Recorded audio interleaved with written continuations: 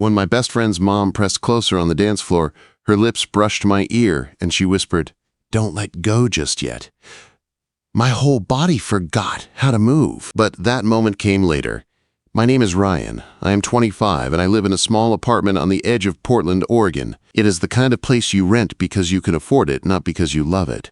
One bedroom, one bathroom, a couch that hurts your back, and a kitchen that looks tired, even when it is clean.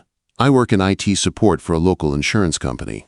My days are passwords, frozen screens, and people asking me the same 3 questions in different ways. It pays the bills. It gives me a routine. But it never makes my heart race. I am the quiet guy. At parties, I stay near the food table or the wall, cup in hand, pretending to be busy on my phone. I like late-night gaming, tech blogs, and staying home when the city is loud. I have tried dating. Every time things get close, I freeze. I do not know the right words. People say I seem distant. After a while, they stop trying. I do not blame them. Sometimes I feel like I am on mute. Ethan is nothing like me. He has been my best friend since freshman year of college. He is the guy who can walk into a room and leave with 10 new friends. Loud laugh, fast stories, bright energy. We were roommates, project partners, late-night burrito buddies. He pulled me into his world. I kept him grounded when he almost forgot exams. Somehow, it worked. When his wedding invitation arrived, I stared at it for a long time. The card was cream with gold letters. 2 names. 2 hearts. One big day. 100+ guests. Loud music. Small talk. Attention. It sounded like my personal nightmare. But it was Ethan. Missing his wedding would be wrong. So I pressed the card to my fridge and told myself I would go. One night. I could survive one night. The wedding was at a vineyard, about 40 minutes from the city. On the day, I stood in front of my closet too long, then picked a white shirt, a black tie from an old interview, and a charcoal blazer. When I finally parked at the vineyard, the sun was low and soft, turning the sky pink and gold. Rows of vines stretched out on both sides. The main building stood ahead, all wood and glass, glowing with warm light. I sat in my car for a minute, hands on the steering wheel, just breathing. Then I got out. Inside, the place looked like a scene from a magazine. String lights across the ceiling, long wooden tables with white runners and green leaves, small candles in glass jars. People already filled the space, laughing, hugging, taking pictures. I grabbed a glass of champagne from a tray and moved toward the back, close to the wall, where I could see without being seen. The ceremony took place outside on a small hill. White chairs facing an arch covered in flowers. Ethan stood at the front in a navy suit, nervous and happy, his dark hair combed back for once. When his bride, Lily, walked down the aisle, everyone turned. She looked beautiful, soft smile, simple dress, eyes only on him. They said their vows. People sniffed. Someone behind me cried openly. I clapped when everyone else clapped. I smiled when I was supposed to. I felt proud of him, and also like I was watching life move past me on a screen. After the ceremony, the guests moved back inside for cocktails. The music grew louder. Servers carried trays of tiny snacks I did not know the names of. I leaned against a pillar and listened to 2 guys nearby argue about fantasy football. My drink was already half gone, and I was planning my escape route in my head. Then she walked in. For a second, I did not know who she was. She wore a dark blue dress that fit her like it had been made just for her. The color made her brown eyes look even deeper. Her auburn hair was up, a few loose strands falling around her face. She was not young, not like the bridesmaids, but she did not fade next to them. She moved with a calm kind of grace. Her presence was quiet, but the air changed when she entered the room. She stopped to hug a few people. She touched someone's arm, smiled at a couple by the bar, said something that made them laugh. Her laugh was low and warm. She looked like she had practice being the strong one in the room. I told myself not to stare. I failed. My friend from college, Mark, was talking next to me about his new job in Seattle, but his voice faded into a blur. All I could see was her, the way she held herself, like she was both part of the party and separate from it. Then she turned and walked straight toward me. My stomach dropped.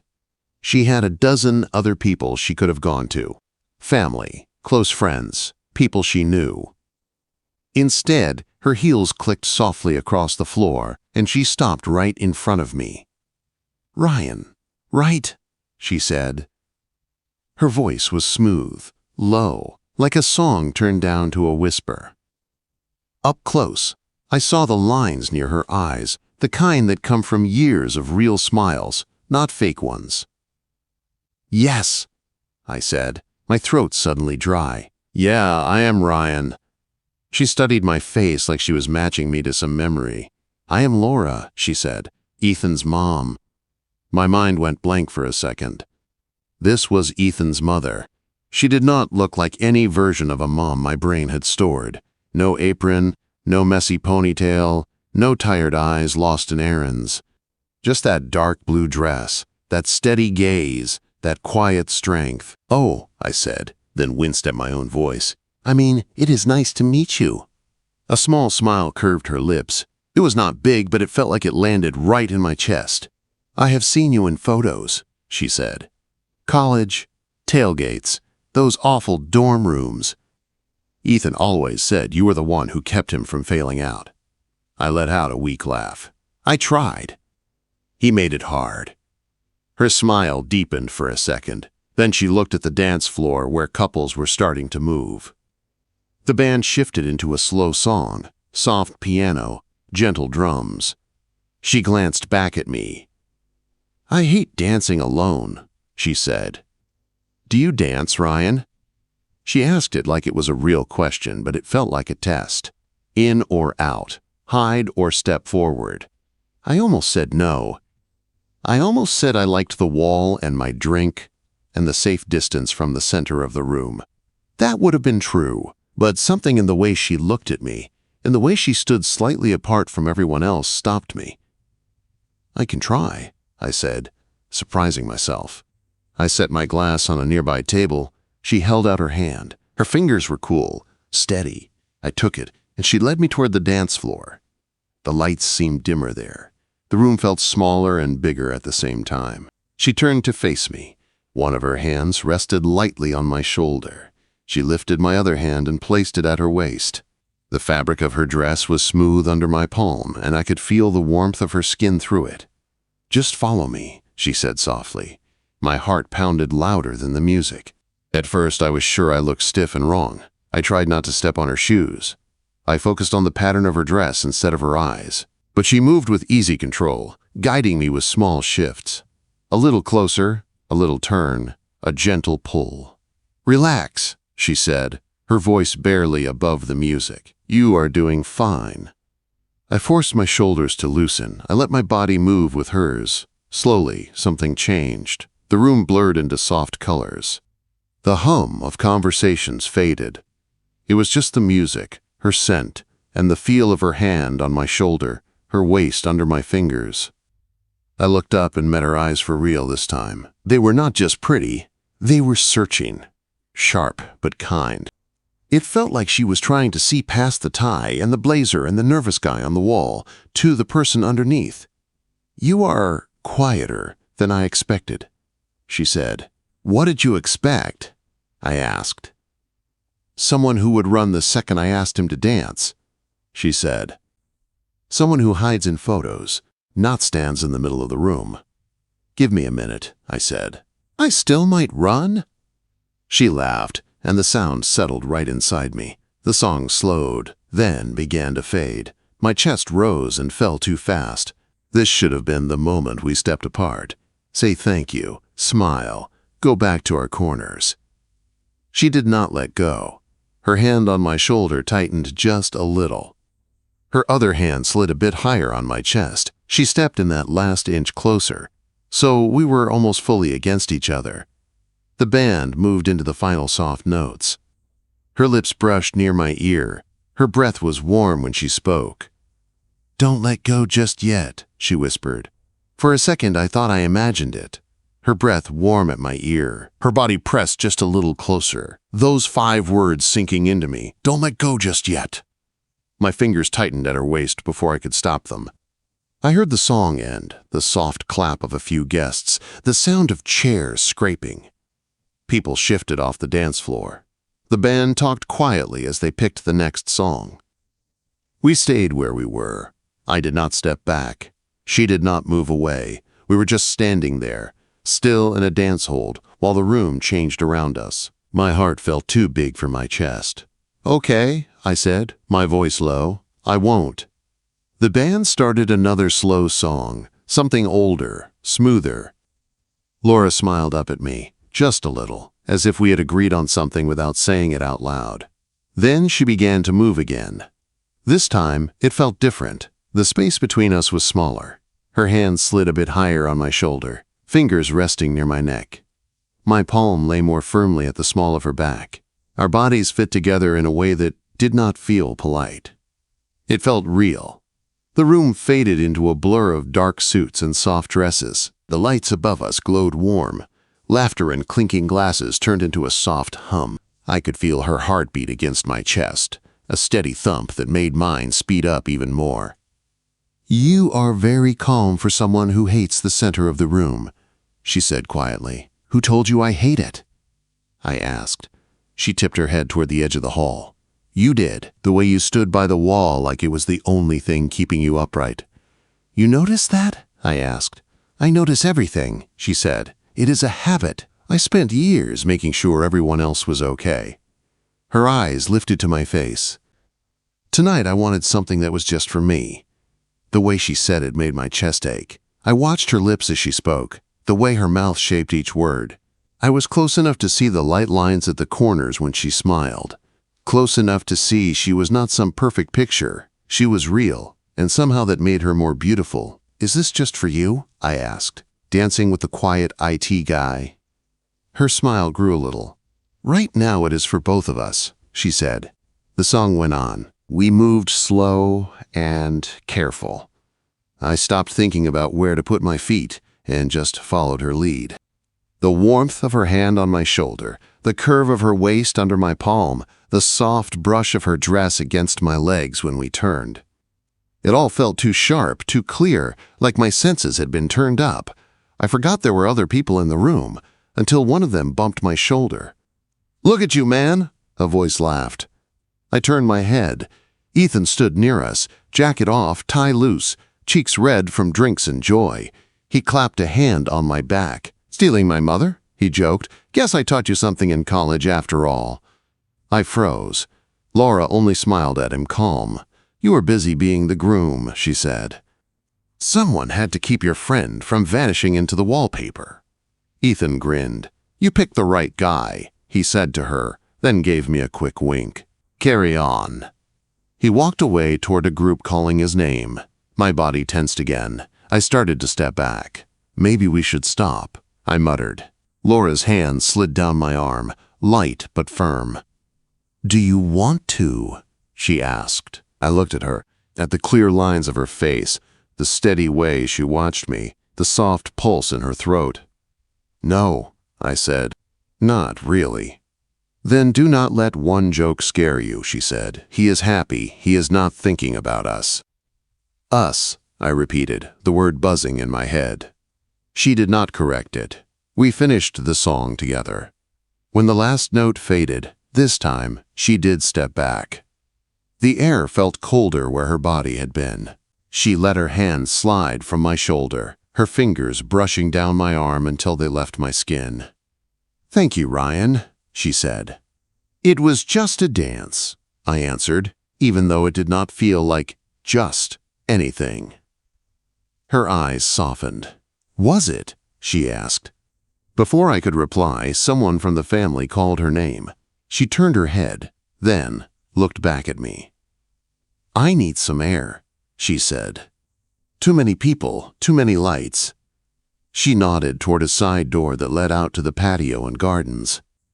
"If you get tired of standing in your corner, you know where the fresh air is." Quote.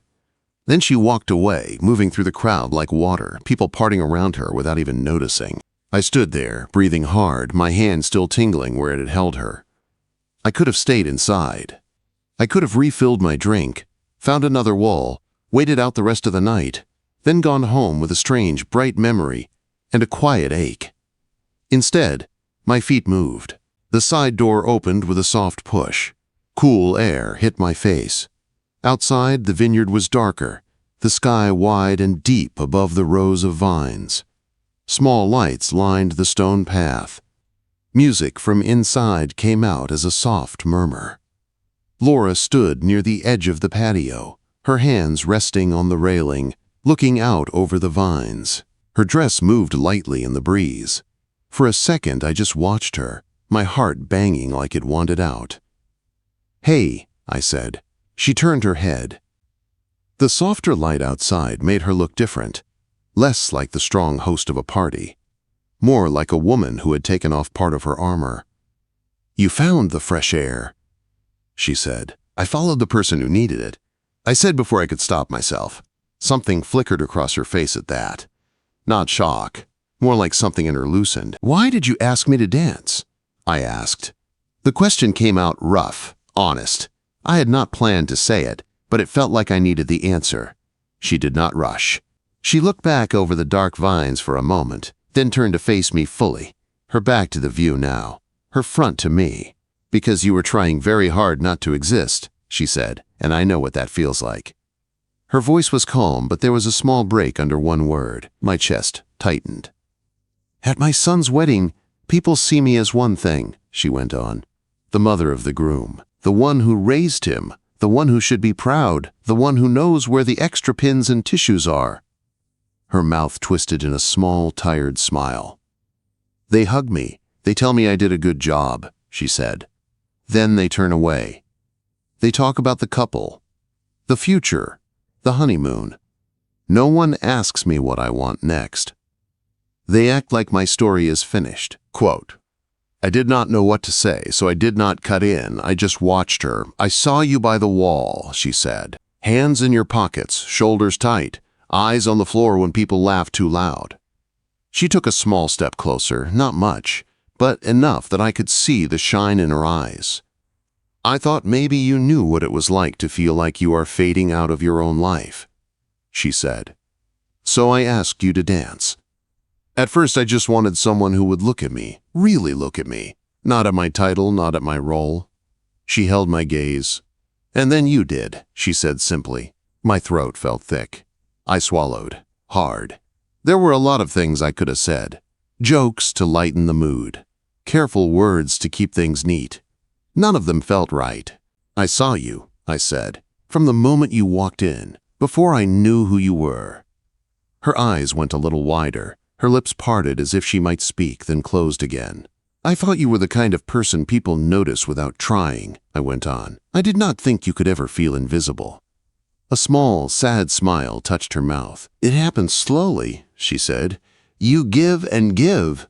Mother, wife, helper, planner. One day you look up and you are not sure who you are when no one needs anything." The wind moved a strand of hair across her cheek. Without thinking, I reached up and brushed it back. My fingers barely touched her skin. It was warm and soft. We both froze for a second. "You are not invisible," I said. "Not to me, not tonight." Something in her eyes broke open. The strong, steady look cracked, and I saw the tired woman behind it, the hopeful one, the scared one. "Careful, Ryan," she said softly. "You are saying dangerous things." "So are you," I answered. We stood there in the soft light, close enough that I could feel the heat of her, but not close enough to touch again. Inside, the band started another song. Laughter rose and fell. Someone called for a toast. Out here, time felt slow. "I should go back in," she said after a moment. "People will look for me. I have to play my part a little longer." "Right," I said, even though every part of me wanted to say stay. She took a breath, like she was about to dive underwater again. Then she looked at me with that same searching gaze from the dance floor. I am leaving early, she said. Before most of them, I drove my own car. My heart tripped. Okay, I said, not sure where this was going. If you want to know more than what you saw tonight, she said slowly, more than Ethan's mom in a blue dress, you can find me before I go. Her voice shook a little at the end. It made it feel even more real. And if I do not? I asked, my voice almost a whisper. Then this will just be a strange, bright memory for both of us, she said. One night where we both felt seen and then went back to our safe corners. She reached out and touched my arm, a light press of her fingers, quick but warm. Then she turned and walked back inside, the door closing softly behind her. I stayed on the patio, my heart pounding, her words echoing in my head. If you want to know more, find me before I go.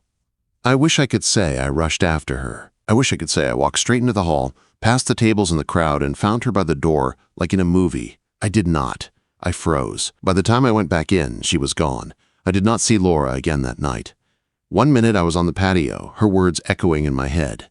The next minute I was back inside, swept into a circle of people who wanted to toast Ethan, clap him on the back, pull me into photos. When I finally broke away and checked the hallway near the entrance, the coat rack, the parking lot, through the big glass doors, the blue dress was gone. She had left. The rest of the reception moved by in pieces. The cake cutting, the speeches, the DJ trying to drag everyone onto the dance floor. I smiled. I clapped. I answered when people spoke to me. But it all felt far away, like I was standing behind glass. On the drive home, the highway lights streaked past my windshield. My tie was loose, my shirt collar open. I kept seeing her face in the soft patio light. The way her eyes had looked when I told her she was not invisible, the way her fingers had pressed into my arm for that one small second. If you want to know more, find me before I go. I had not gone to her, I had let fear win. Back in my apartment, I dropped my jacket on the chair and sat on the edge of my bed, still in my dress pants. The room felt smaller than usual. The buzzing in my chest would not go away. I replayed our dance over and over until it was a loop. I could have asked Ethan for her number. I could have looked her up. He had posted pictures with his mom before. I knew his last name, I knew hers now. The internet made it easy to turn a moment into a map. I did none of that. Days passed. Work rushed in. Tickets, calls, frozen screens. People forgot their passwords, and I reset them. I ate my lunch at my desk. I went home, ordered cheap food, played games until my eyes hurt. From the outside, my routine looked the same as before. Inside, it felt like something had been unplugged and plugged back in wrong. At random times, I would feel the weight of her hand on my shoulder, the warmth of her breath near my ear. My heart would race like I was back on that dance floor. A week after the wedding, I was sitting in the break room at work with a plastic container of leftover pasta when my phone buzzed. A number I did not recognize flashed on the screen. Unknown. This is a strange way to say thank you for a dance, but I am out of practice. I stared at it. My pulse jumped. I typed back before I could overthink it. Me. Depends who this is. If you were the guy who kept stealing shrimp from the buffet, wrong number. The reply came fast. Unknown. I do not steal shrimp. I host weddings and cause quiet men to panic in public. My heart sank and rose at the same time. Me? Laura? Laura. Good. I was afraid I had the wrong Ryan. Ethan always had too many friends. I leaned back in my chair, the break room noise turning to a blur. The soda machine hummed. Someone laughed near the door. None of it felt real. Me. How did you get my number? Laura. I asked my son. I told him I wanted to send you some of the photos from college he showed me. He was glad. He said you always hide from cameras. I pictured Ethan, happy, clueless, handing over my number. I felt a twist of guilt and something else, something like relief. Me. So this is really for photos? Laura. No, that was a half-truth. I do want to see those someday. But I also wanted to see if you were still somewhere near a wall, trying not to exist. I wiped my hands on a napkin. My fingertips felt cold. Me. I am at work. The walls are built in. Laura. Servers and screens? Me. You remember. Laura. I remember everything about that night. I do not get many nights that feel like that. I read that line 3 times. We started texting. At first it was safe. She asked about my job and I told her stories about people who thought my internet is broken was a helpful error message. I asked what she did, and she told me she worked as a communications consultant, helping small businesses with branding, messaging, making sure people said what they meant. That sounds important, I wrote. It sounds more glamorous than it feels, she answered. Sometimes it is just teaching grown adults not to send emails in all caps. Quote, "We did not talk about the dance right away. We did not mention the patio or the whisper, but every joke, every question had that night in the background, like a song playing low under a conversation. One evening, late, when the sky outside my window was turning dark blue and my apartment had that quiet hum of the fridge and nothing else, she messaged again. Laura, I should tell you something. I am divorced. 6 years now. Ethan's father and I are polite strangers. We share a son and a history, nothing else. I sat up. Me. Thank you for telling me. Laura, I do not want you to think there is someone at home you do not know about. There is only me and my very loud dog. Me. You have a dog? She sent a picture. A big golden retriever with gray around its muzzle, tongue out, eyes bright. Laura. His name is Cooper. He thinks he is still a puppy. He is wrong. I smiled at the screen like an idiot. Slowly, our messages went deeper. She told me about moving for Ethan's schools, for his opportunities, about late nights alone after he left for college, about learning to cook for 1, after years of cooking for 3. She told me she got used to being the one people leaned on and never learned to ask to lean back. I told her about the stories I used to write in high school, little scenes in notebooks, characters who were braver than I was, how I stopped when life got busy and safe, how sometimes I felt like I had stepped to the side of my own life and never walked back to the center. One day, you should show me something you wrote, she said. One day I might, I answered, and I meant it more than I expected. There was still the fact she was older, Ethan's mother. 20 years between us. That sat there, heavy in the background. She brought it up first. Laura, you know I am aware of the math, right? Me, I am not great at math, but yes. Laura, I mean it. I know how this looks on paper. I was changing diapers when you were learning to read. Me, that is a terrifying sentence, by the way. Laura, I am serious. Me too. There was a long pause. I stared at the 3 dots as she typed and erased. Laura, it scares me. The age, the connection, the way people would talk, the way Ethan might feel. Me, it scares me too, Laura. And yet, I keep thinking about the way you looked at me when you said I was not invisible. My chest felt tight. Me, I keep thinking about the way you asked me not to let go. Another pause. Laura, would you meet me somewhere that is not a wedding or a dance floor? The words seem to glow on the screen. Me. Where? Laura. There is a small coffee shop near the river. Harper's.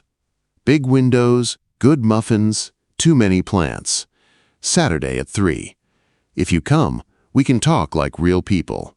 If you do not, I will understand. I will not bother you again. The memory will stay what it is. I stared at the message until my eyes burned. I thought about Ethan, about what he would say if he knew, about the faces of people at the wedding. I could see the judgment, the jokes, the whispers. Then I thought about Laura on that patio, her voice shaky when she said she felt like her story was over. I thought about how my life had felt flat and safe and half-lived for so long. Me, I will be there. Laura, good. Order something sweet. I like people better when there is sugar nearby. The rest of the week moved slowly and fast at the same time. Each day crawled at work and then vanished at night when we messaged. Saturdays circled closer like a storm. When the day came, I got to Harper's 20 minutes early. The shop was small, crowded with green plants in mismatched pots.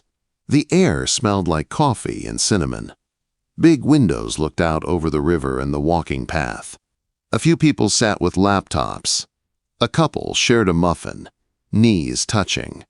I picked a table near the corner where I could see the door. My leg bounced under the table. I kept taking my phone out and putting it away again. At exactly 3, the bell over the door rang. Laura walked in. She wore a soft gray sweater and dark jeans, her hair down around her shoulders, no wedding makeup, no formal dress. Just her. She looked younger and older at the same time, more real than she had under the string lights. Her eyes scanned the room. When she saw me, her shoulders relaxed a little. A real smile spread across her face. She walked over, each step making my heart pound harder. "You came," she said. "You asked," I replied. "I am trying this new thing where I do not run from my own life." She laughed, a low, warm sound that made a man at the next table glance over and smile without knowing why. She sat across from me, wrapping her hands around the warm mug I had ordered for her. Vanilla latte, extra foam, like she had texted. For the first few minutes, we talked about safe things again. The river, the weather, the coffee, the plant that looked like it was trying to escape its pot. But underneath all of that, the real questions waited. After a pause, she set her mug down and looked straight at me. "Ryan," she said, "if we keep doing this, if we keep meeting, keep talking, it will not just be a memory anymore. It will be something we are choosing." Her eyes searched mine. The air between us felt heavy and bright at the same time. "Are you sure," she asked quietly, "that you want to choose this with me?" Her question hung between us like the steam from our coffee. "Are you sure," she asked, "that you want to choose this with me?" I could have dodged it, made a joke. Said something easy like, "We are just talking," or "It is nothing serious." That would have kept things safe, but I was so tired of safe. I looked at her. No blue dress now, no wedding lights, just a woman in a gray sweater with tired eyes and a hopeful look she was trying to hide. "I am afraid," I said, "of a lot of things. Of what Ethan would say, of people judging us, of messing this up, of hurting you." Her fingers tightened around her mug. She did not look away. "But," I went on, "I am more afraid of walking out of here and pretending none of this meant anything. I have done that my whole life. I disappear and tell myself stories later. I do not want to do that with you." A slow breath left her chest. Her shoulders dropped a little like she had been holding them up for a long time. "So yes," I said. "I want to choose this. I do not know what it is yet. I do not know how it works. But I want to try with you." The corner of her mouth lifted. Not a full smile. Something smaller and deeper. "You know this will not be simple," she said. "I am in IT," I said. "Nothing is simple." She laughed, and I felt something in my chest loosen. We sat quiet for a moment, the sounds of the shop filling in the space, milk steaming, spoons tapping, a kid asking for more whipped cream, the river moving outside the window. "I have to be honest too," she said softly. "Part of me feels selfish. You are young. You could find someone your age. Someone your friends and family understand. Someone who does not come with a grown son and a very old dog." "You say that like you are asking me to adopt a problem," I said, "but I do not feel that way. When I am with you, I do not feel like I am missing something I am supposed to have. I feel like I am finally awake." Her eyes shone a little. She looked down at the table, then back at me. "Dangerous words again," she said. "Then maybe we match," I said. "You make my heart do strange things." "You said that first, remember?" Color rose in her cheeks. "I did," she said. "I did not plan to." Quote, "We finished our coffee slowly, not wanting the cups to empty. We talked about small things again, but they felt different now. What books we liked. How she always cried at the same part of one old movie. How I once tried to learn guitar and gave up after 3 songs. When the mugs were empty and the crowd started to thin, she looked out the window at the river. "Walk with me?" she asked. We stepped outside into the cool air. The sky was pale, the river dark and moving steady. People walked dogs, pushed strollers, jogged past with headphones in. Life went on around us like any other day. We fell into steps side by side on the path, not touching, not sure how to bridge that space yet. "You know, we cannot tell Ethan right away," she said after a while. "We do not even know what we are yet. I am not going to throw something at him that is half-formed. He deserves better than that." "I agree," I said. The thought of Ethan's face if we told him now twisted my stomach. We figure ourselves out first. Then we decide together what to say. If we even get there. Quote, "If we get there," she echoed quietly, "we have to accept that it may not work, for a lot of reasons." "I know," I said, "but I also know I would rather try and hurt than spend my life wondering what would have happened if I had said yes in this coffee shop." She smiled at that. "You sound like someone who used to write stories," she said. "I did," I said. "You sound like someone who has read too many of them." "Maybe," she said. "Maybe that is why I know most people never choose the scary thing. They stay in the role everyone gave them." We walked in silence for a few steps. The gentle sound of water moved beside us. A dog ran past chasing a stick. "Do you want to hold my hand?" she asked suddenly, her voice calm but her eyes unsure. My heart jumped. "Yes," I said, "I really do." She did not reach for me first. She let her arm hang there, close enough that I had to choose. My palm was sweating, but I lifted my hand and slid it into hers. Her fingers closed around mine, warm, firm, not like holding something fragile, like holding something strong that had been alone too long. It was such a small thing. 2 hands linked on a river path. No one gave us a second look. To everyone else, we were just 2 people walking. To me, it felt like crossing a line I had stood on for years. We walked like that for a long time, talking about nothing and everything. At one point, she told me how she started taking long drives alone after the divorce, just to remind herself there was a world beyond her house. "At first I felt guilty," she said, "like I was stealing time from someone. Then I realized there was no one to steal from.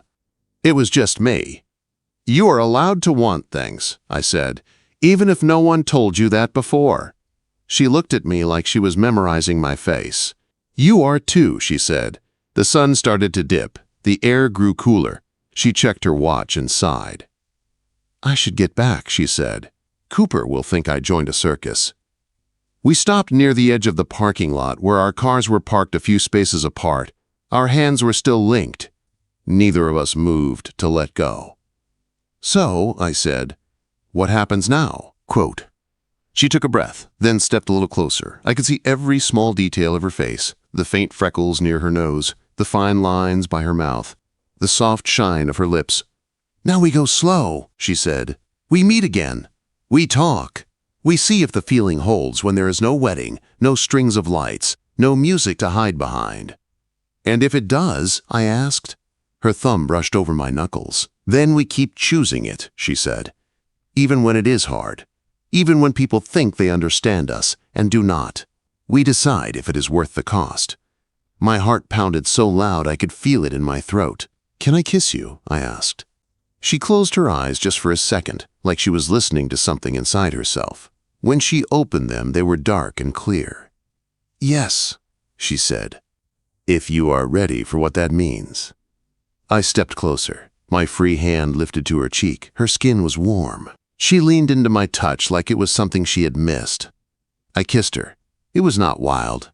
It was slow and deep and careful, like that first slow dance, only now there was no one around us clapping at the end, just the river, the sound of traffic in the distance, and the beat of 2 hearts trying to match each other. Her hand tightened in mine. Her other hand pressed lightly at my chest. I felt that same rush from the wedding, that same sense of the world narrowing to one point. When we pulled back, we stayed close, foreheads almost touching. "Well," she whispered, "now you are really in trouble." "I have been since the moment you walked onto that dance floor," I said. She laughed softly, then looked down at our joined hands. I felt her start to pull away, just a little, the way people do when they know they have to go but do not want to. Her fingers loosened. My chest squeezed. She looked up at me again, and in her eyes I saw the same battle I felt. Fear and hope, tangled together, "Ryan," she said, her voice low, "do not let go just yet." The words went straight through me, the same as they had in the hall, but now they felt different. Not just about a dance. About us. About this new, shaking space we were stepping into. So I did not. I held her hand a little tighter. I watched her walk to her car, our fingers linked until the last possible second. When she finally had to let go, she squeezed once more. Hard, like a promise. "Text me when you get home," she said. "I will," I answered. She got in, started the engine, and pulled away. I stood there and watched the taillights fade, my hand still warm where she had held it. On the drive back to my apartment, the city looked different. The same streets, the same lights, but they felt less like a backdrop and more like a place where things could happen to me, not just around me. Back home, I sat at my desk and opened a blank document on my laptop. For the first time in years, I started to write, not a fantasy story, not something made up. I wrote about a wedding, a dance floor, a woman in a blue dress, a whisper that changed everything. I did not know where our story would go. Maybe we would make it work. Maybe the weight of the world around us would push back too hard. Maybe we would hurt. Maybe we would grow. But I knew this. At my best friend's wedding, when his mom asked me to dance and told me not to let go, she pulled me out of the life where I stood in corners and watched. And now, with every message, every walk, every quiet, careful kiss, we were both learning how to hold on. If you felt good in the story, stay with us. Like, subscribe, and join me in the next one.